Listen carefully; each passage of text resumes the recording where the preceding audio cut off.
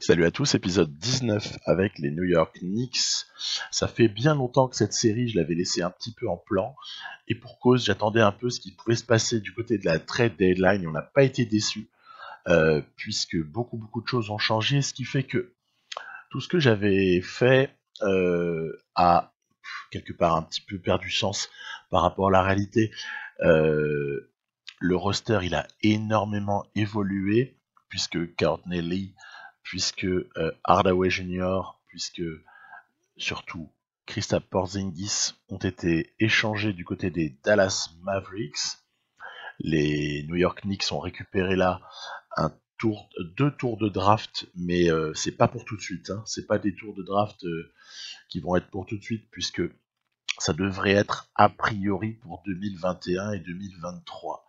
Donc c'est pas dans le futur immédiat là, que ce soit de la NBA ou que ce soit de la partie qu'on peut élaborer. Alors sur la base d'un commencer maintenant, je me suis du coup remis à flot avec ce qui est le roster des Knicks à l'heure actuelle. En tout cas, voilà, moi je me suis mis fin février sur le truc.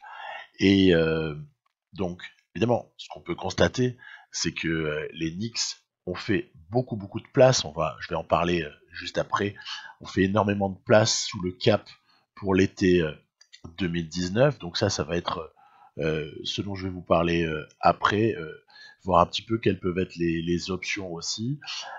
Et puis dans l'immédiat, évidemment, on a essayé de jouer avec cette équipe. Donc voilà, vous voyez, j'ai démarré le 25 février.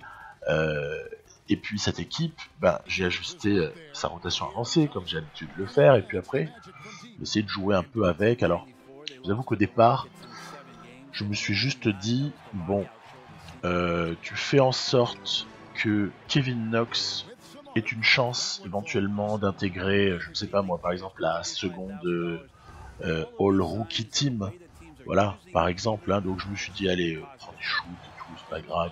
Tant pis pour le pourcentage, tant pis surtout pour les résultats. Pourquoi tant pis pour les résultats ? Parce que au final, les Knicks, ils sont en plein tanking. À partir de là, plus ils perdent, mieux c'est. Mais en même temps, quand on prend la manette et qu'on joue un match, si on le joue pour perdre, ça va vite perdre du sens.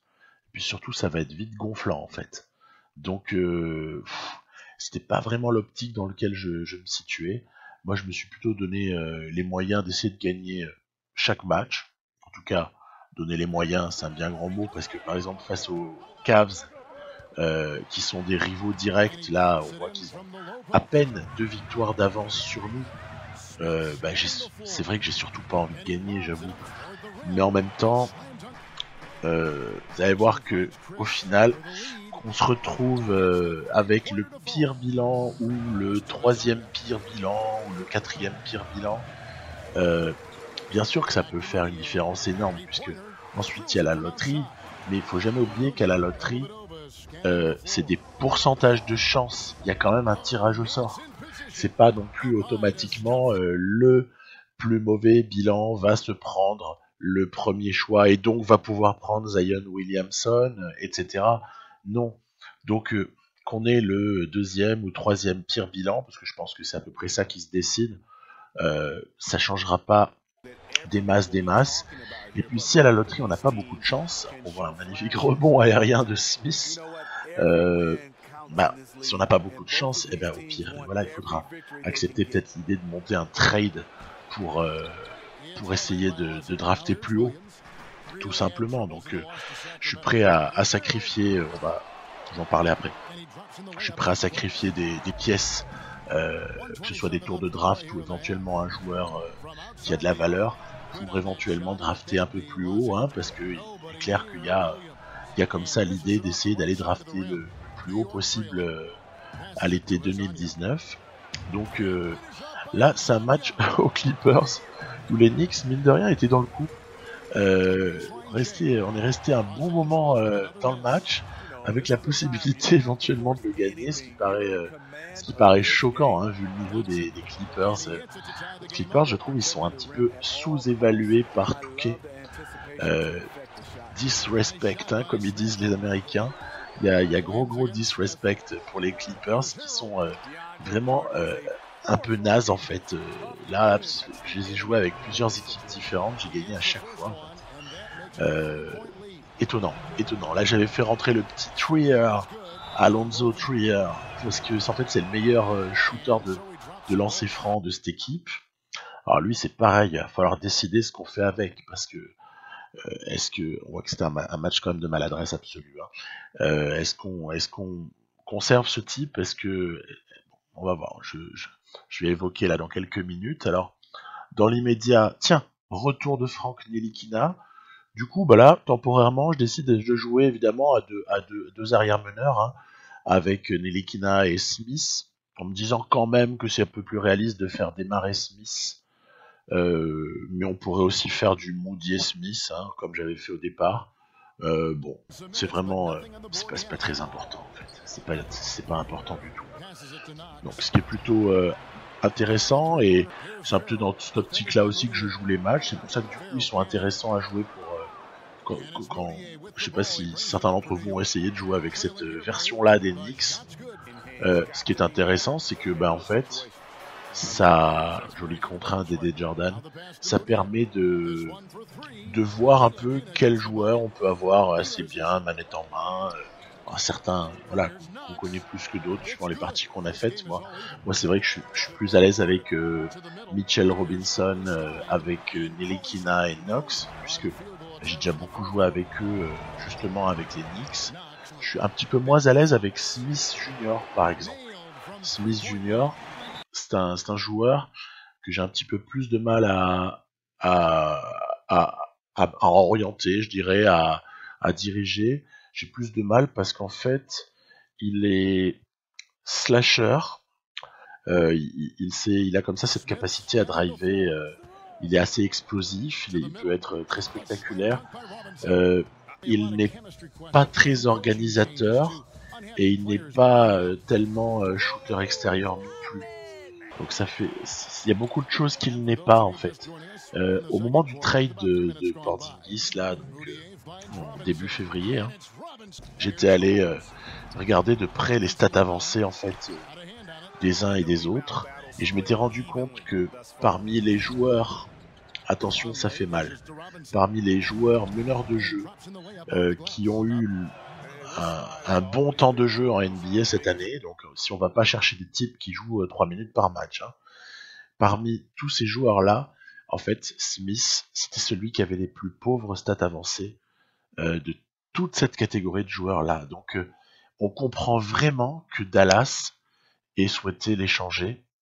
C'est voilà, je suis pas obstiné contre Smith, j'ai pas d'obsession contre lui, mais il faut vraiment constater que son début de carrière, il ressemble quand même pas à grand chose. Quoi. Il est des fois sur des highlights, mais ça ne trompe personne, quoi. Ça ne trompe pas grand monde. Donc, alors, allons-y.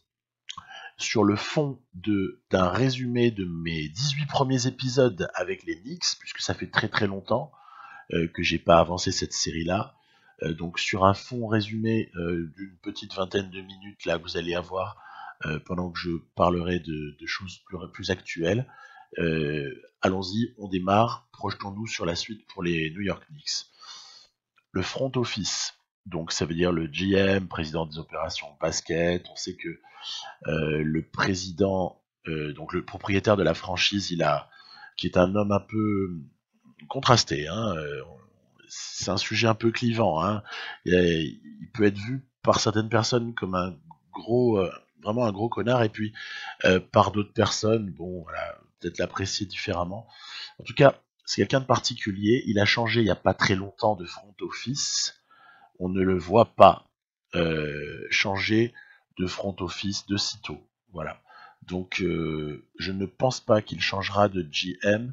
Dans ce que j'ai pu regarder dans la presse, il était associé de toute façon à toutes les dernières manœuvres, à tous les derniers trades qui avaient pu avoir lieu chez les Knicks. Donc en fait, le GM fait ce qu'il veut, grosso modo. À partir de là, il n'y a aucune raison que ça bouge, puisque le mec fait ce que veut le proprio. Hein. Donc à partir de là, vous savez, le proprio n'a aucune raison. C'est un pantin en fait, hein, pour le moment. Donc après, peut-être que le gars s'avérera à un moment donné se rebeller. À ce moment-là, il sera peut-être en danger. Pour le moment, en tout cas, le pouvoir, il est vraiment au proprio. Donc à partir de là, est-ce qu'il va par contre organiser ou diligenter le remplacement de son coach? Parce qu'il faut quand même être honnête. Le bilan de Fisdale, il est vraiment dégueulasse. En tant que, non pas fan, mais en tout cas gros amateur des Knicks, j'en suis arrivé à un point où quand je vois Fisdale, j'ai envie de changer de chaîne ou changer de canal. Tellement ses attitudes sur le côté m'exaspèrent, ses choix tactiques sont totalement incompréhensibles, ses rotations sont absolument dégueulasses. Alors, soit c'est un génie, c'est comme je disais un petit peu dans la vidéo numéro 4 des Dallas Mavericks où je parlais du trade de Porzingis, soit le mec est un génie, soit il est génial parce qu'il paraît bête alors qu'en fait il est formidable, il permet à l'équipe de tanker. Donc c'est peut-être un génie, soit c'est vraiment un abruti complet et il n'est pas à sa place. Donc bon, je suis partagé entre les deux. Alors, vous voyez un petit peu en haut à gauche, là j'ai calé une lucarne dans laquelle on voit bien le space qu'il va y avoir sous le cap cet été. En fait, c'est normal parce que là, quand le jeu nous affiche 89 millions, je ne sais pas combien, ben, en fait, il ne prend pas en compte les prolongations de contrats qui vont avoir lieu, les options équipe, hein, comme on appelle ça. C'est normal. New York va évidemment activer l'option sur Ntilikina, sur Knox. On aperçoit aussi le dead cap lié au buyout de Joachim Noah. Donc c'est normal, hein, il va y avoir des activations sur Knox, donc sur Robinson, sur Ntilikina, sur Smith. Ça fait 4 contrats rookies à activer ça. Donc il y a comme ça il y a comme ça de l'argent qui va être absorbé par ce biais-là, ce qui veut dire qu'on va arriver environ à 70 millions pour recruter. Ça, et puis il faut pas oublier une chose aussi, c'est le salaire du rookie qui va être recruté à l'été. Celui-là, si le choix de draft est élevé, ce salaire va être élevé également. Il va être dans les 9 millions si c'est un choix numéro 1. Ça peut descendre à 7 et quelques si c'est un choix numéro 3 par exemple, mais en tout cas, ça fera quelque chose qui pèsera quand même dans la grille salariale, surtout au moment de proposer à des agents libres des contrats max. Honnêtement, on peut compter les millions, hein, donc il va y avoir intérêt à libérer du cap hold à fond les ballons, parce que sinon, les offres vont pas pouvoir vraiment se concrétiser avec les gros free agents éventuellement visés. Donc, ce qu'il faut déjà élaborer, c'est sur quel poste en fait. Faut vraiment faire un plan mais global. Sur quel poste est-ce qu'il faut donner la priorité en fait, voilà. Moi, j'avais donné la priorité dans ma première partie, hein, si vous préférez, de l'épisode 1 à 18. J'avais évidemment cherché un pivot, puisque j'avais déjà Porzingis. Donc évidemment. Mais là, c'est pas pareil. Ça n'a rien à voir. Donc, du côté des meneurs, il va falloir voir si Moutier mérite d'être prolongé. Est-ce qu'il ne sera pas trop gourmand? Moi, je pense qu'il va être trop gourmand dans le jeu. Il va falloir voir également pour un Alonso Trier si ça vaut vraiment le coup de le garder. Le petit Allen, là, il est en two-way contract. Jenkins, n'en parlons même pas, ça ne vaut pas la peine. Du côté des ailiers, il y a ce Dodson qui est peut-être pas si mauvais. C'est un shooter assez correct, mais pas exceptionnel.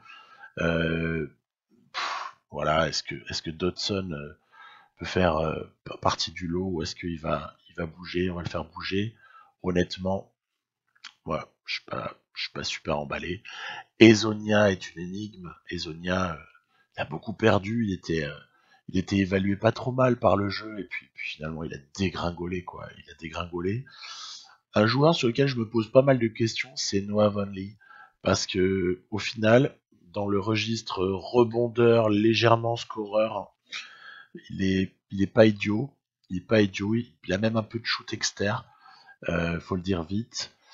À voir. Cornet, il n'a pas grand chose à part du shoot extérieur, mais à ce moment-là, autant faire jouer un arrière. Je vois pas trop l'intérêt, il n'y a pas de dissuasion, etc. C'est un petit peu pauvre. Et puis il y a le cas d'Eddie Jordan. Est-ce que ses prétentions salariales vont permettre de pouvoir envisager de le re-signer, parce que c'est un joueur très intéressant évidemment, hein, très très intéressant, rebond, dissuasion, ou est-ce que au final Dede Jordan ne va pas valoir vraiment le coup parce qu'il y en aura deux autres free agents de renom qui peuvent venir, quoi. Voilà, c'est ça vraiment la question.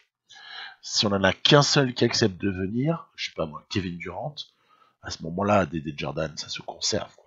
Mais si on a, je ne sais pas, Kevin Durant et Kyrie Irving, bah, franchement, je préfère avoir Durant et Irving plutôt que d'avoir Dede Jordan. Je pense que vous me comprenez. Alors en tout cas, moi, ce qui est certain, c'est que Kevin Knox, je garde et je développe. Voilà. Mitchell Robinson, c'est la même chose. Je garde et je développe.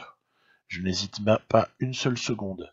Il a des insignes en plus, c'est sympa les insignes parce que ça vient vraiment influer sur le jeu. Hein.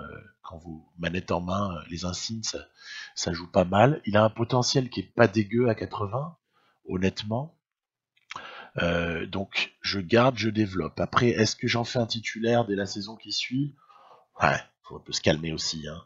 Faut se calmer, mais par contre, derrière un pivot plus expérimenté qui lui fera du mentorat, bah oui, bien sûr, ça s'envisage. Après, il y a le cas Frank Ntilikina. Alors Frank Ntilikina, on ne sait pas exactement ce qu'on doit penser, puisque finalement il n'a pas encore explosé ou donné sa pleine mesure en NBA. Moi, évidemment, dans le jeu, j'ai envie d'y croire, parce que très clairement, le potentiel est bon, il peut même être un peu boosté. Il est jeune surtout, parce que s'il avait 25 ans, on dirait ciao baby. Mais là, il y a encore de l'évolution possible. Donc Nilikina, je développe, je garde, je développe a priori, sauf opportunité au moment de la draft, de trade, etc. Dennis Smith, alors Dennis Smith, j'en parlais un peu plus tôt, c'est un peu une énigme, voire même une déception. On sait que les Knicks le voulaient, donc est-ce que le front office des Knicks va pas chercher au final à le garder, puisqu'en fait il le voulait et regrettait que Phil Jackson ait pris Nilikina à sa place au moment de la draft de 2017. Euh, ouais, c'est vrai, on peut se poser la question. Mais personnellement, j'aurais plus tendance, il y a un joli potentiel à 84, j'aurais plus tendance à utiliser Dennis Smith comme une monnaie d'échange. Vraiment. Pour peut-être drafter plus haut si jamais on n'a pas la chance d'avoir un premier ou un deuxième choix. Parce que pour moi, les deux premiers choix sont entre guillemets équivalents dans le sens où ça permet d'avoir un mutant. Ça permet d'avoir soit Zion Williamson, soit R.J. Barrett. Je ne serais pas du style à trader pour obtenir le 1 à la place du 2. Ça, je le ferai pas. Par contre, si j'ai le 3, ça va pas m'aller. Hein. Il va falloir un des deux. Donc, la monnaie d'échange que j'envisage pour passer de 3 à 2 ou 1, c'est très clairement Smith. Donc, encore faut-il qu'en face ça veuille. S'il faut lâcher du tour de draft, par exemple, des Dallas Mavericks, ben, on sera contraint à le faire. Voilà. Alors, qu'est-ce qu'on va cibler? C'est marrant, il vient d'y avoir Kawhi Leonard à l'écran. Bah en fait, je pense qu'il faut aller chercher un très très gros joueur. Mais autant dans Touquet, ça va être faisable. Ça va être faisable. Est-ce que dans la réalité, ça va être sûr que les Knicks vont arriver à choper quelqu'un?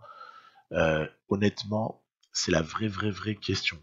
C'est-à-dire que évidemment que dans l'idéal, 2 contrats max, beaucoup de gens s'excitent. Il y a toutes les images où on voit à chaque fois, ça fait tout le tour de la Terre quand il y a Kyrie Irving et Kevin Durant qui parlent pendant 3 minutes, là encore très récemment à la fin du match Warriors Celtics. Euh, Tout de suite le buzz qui continue, et oui, association à New York, etc. Je sais pas ce qu'on doit en penser, mais là pour le coup, je vais quitter la réalité, mais je vais m'en éloigner total et je vais vraiment parler du jeu. Dans le jeu, moi, ce qui m'intéresse beaucoup, ce serait d'avoir un gros meneur devant Nilikina. Et comme ça, Nilikina peut être parfois utilisé en poste 2 et surtout en backup meneur. Ça me paraît tout à fait correct. Tout à fait correct. Donc, c'est vrai que dans ce sens-là, un Kyrie Irving me plairait énormément. ça peut être déjà une première priorité. Maintenant, faut pas qu'il préfère prolonger à Boston, donc c'est ce qu'on verra, c'est ce que je verrai en allant jusqu'à l'été. Ensuite, grosse excitation évidemment à l'idée d'avoir Kawhi Leonard. Là encore, c'est pareil. Est-ce qu'il préférera pas aller du côté des Clippers ou est-ce qu'il va pas tout simplement préférer re-signer du côté de Toronto? Alors ça, c'est vraiment toute la problématique. Donc là encore, il faudra wait and see. Hein. Il va falloir juste attendre un petit peu et voir. Mais en tout cas, pour moi, c'est évident. Quand je vais arriver à la free agency, il y a Irving et Kawhi qui vont recevoir tous les deux un contrat max. Et puis on va bien voir ce qu'il advient. Ensuite, Kevin Durant sera probablement le troisième joueur à recevoir son contrat max le premier jour du moratoire. Hein, donc on est limité à 3, vous le savez tous. Voilà, il va y avoir 3 contrats max. Je vais les envoyer sur Irving, Leonard et Durant. Et ensuite, en fonction de ce qui se signe ou pas, si j'en ai qu'un des 3 par exemple, peut-être que j'irai toquer à la porte d'un Klay Thompson ou d'un Jimmy Butler. Je me vois pas le faire parce que je l'ai déjà fait en fait dans la partie dont vous avez le résumé sous les yeux à droite. Je l'ai déjà fait, je l'avais et j'ai fini par l'envoyer après cette finale en train d'être perdue qu'on a sous les yeux là très précisément en ce moment. J'ai fini par l'envoyer à la New Orleans dans un package avec Gasol en récupérant Anthony Davis. Bref, les Knicks et Jimmy Butler, je pense pas que je vais refaire le truc, même si Jimmy Butler est un joueur aux immenses qualités et que je serais très content d'avoir si j'avais ni Irving, ni Leonard, ni Durant. Hein. C'est une évidence. Mais n'empêche que, a priori, c'est pas ma priorité. Est-ce que DeMarcus Cousins, comme je le disais, j'ai pas envie de freiner le développement de Robinson. Je préférerais un pivot vétéran qui puisse mentorer et ensuite titulariser Robinson la saison qui suit. Par exemple, la saison donc 3, hein, la saison 2000, ça ferait 2020-2021. Après, on passe aux joueurs de complément. Une fois que toutes les stars ont été envisagées, en fait, les joueurs de complément, il va falloir évidemment des shooters à 3 points et puis des gens capables de défendre. Parce que en fait, dans NBA 2K, si vous avez une équipe qui est plutôt composée de un certain nombre, pas tous, hein, ça, c'est pas besoin d'avoir que des bons défenseurs, mais en tout cas, si on a une majorité, je dirais, de bons défenseurs dans son roster, dans sa rotation à 8, 9, 10 joueurs, honnêtement, ça permet plus facilement d'y arriver que si on a des super shooters, des mecs tout à fait flamboyants, des gros scoreurs, que sais-je, mais qui défendent pas. Là, on a tendance à péter les plombs en défense parce que ça fait des mauvaises rotations, ça va laisser des shoots ouverts à l'IA, surtout quand on augmente le niveau de difficulté, ce que j'ai fait. Du coup, après, il y a des punitions immédiates, quoi. Donc, avec les punitions que le jeu est capable d'infliger, je préfère vraiment privilégier vraiment la défense. Donc, je sais qu'il me faudra quelques bons défenseurs dans le lot. Et puis, c'est sûr que si c'est des bons shooters, voilà, hein, je pense que je vais devoir bâtir un peu comme ce que j'avais fait du côté des Spurs, c'est-à-dire quelques défenseurs et puis aussi ne pas hésiter à filer 18 minutes à, là en l'occurrence c'était Bryn Forbes qui est un plot en défense quoi. Le mec il sert à rien en défense, voire même il est handicapant pour l'équipe.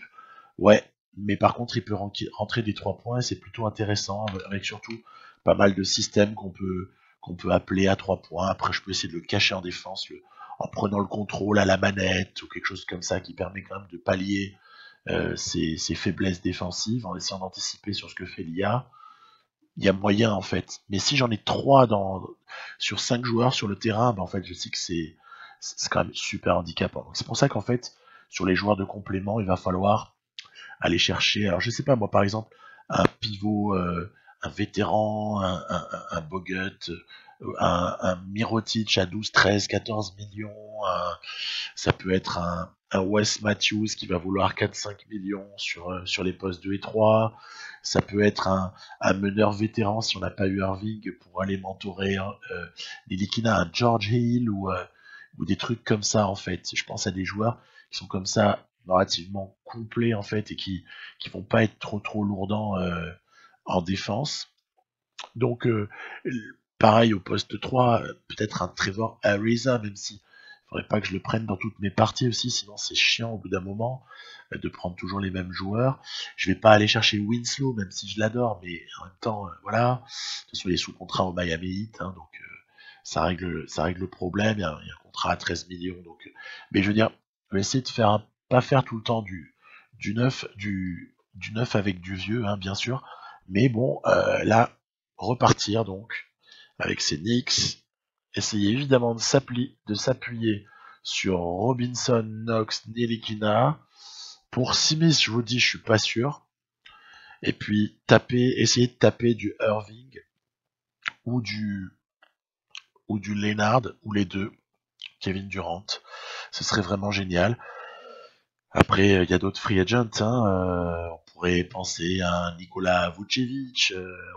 Mais là encore, je veux pas mettre trop d'argent et trop de longueur de contrat sur un pivot, sachant que je réserve la place à Robinson qui m'a l'air d'avoir toutes les aptitudes pour un an plus tard de par rapport à là où on est, ou en tout cas un an et demi, c'est-à-dire au début de la saison 2020-2021, tenir le poste de pivot en étant avec des caractéristiques de rebondeur, euh, rebondeur, dissuadeur. C'est déjà pas mal. Voilà. Après, c'est sûr que on va pas faire du pick and pop avec Mitchell Robinson. Bon oui, on s'en doute bien. On s'en doute bien. Donc voilà, donc vous connaissez le plan, je vous ai expliqué pourquoi et comment je voyais les choses. Là on va s'attarder un petit peu sur ce qui se passe au final dans les 18 premiers épisodes. C'était quoi? C'était au final une finale NBA avec en face de nous les Lakers de LeBron James. Sur ce shoot là par exemple, LeBron permet aux Lakers d'arracher le 1 partout dans cette finale. Et puis tout ça va s'achever donc à l'épisode 18, dans lequel on va évidemment aller chercher le titre. Pourquoi évidemment, je ne sais pas. En fait, gros match sur ce match-là. Josh Richardson avait été très précieux. Le Winslow Richardson donne Nilikina comme joueur pour occuper les lignes arrière. C'est vraiment pas mal. Hein. C'est vraiment solide, surtout quand on a du talent à l'intérieur, avec notamment Porzingis et Anthony Davis.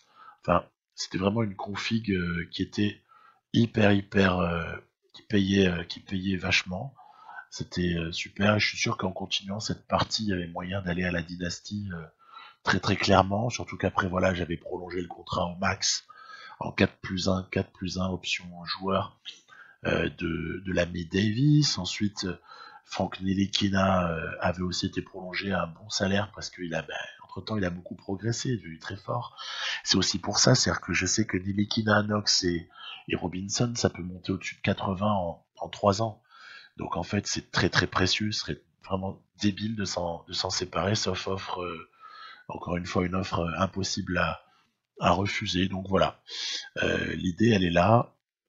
Essayer de se relancer après les nombreux resets que cette pauvre équipe des pauvres franchises des Knicks, dont les supporters commencent vraiment à se désespérer, les nombreux resets qui auront été faits pendant ces dernières années, où finalement tout ce qui aura fait Phil Jackson, excepté Ntilikina, a été effacé, et Porzingis aura été vraiment la dernière pierre. Moi, je parlerai de Porzingis évidemment dans ma série avec les Mavs, hein, ça va de soi.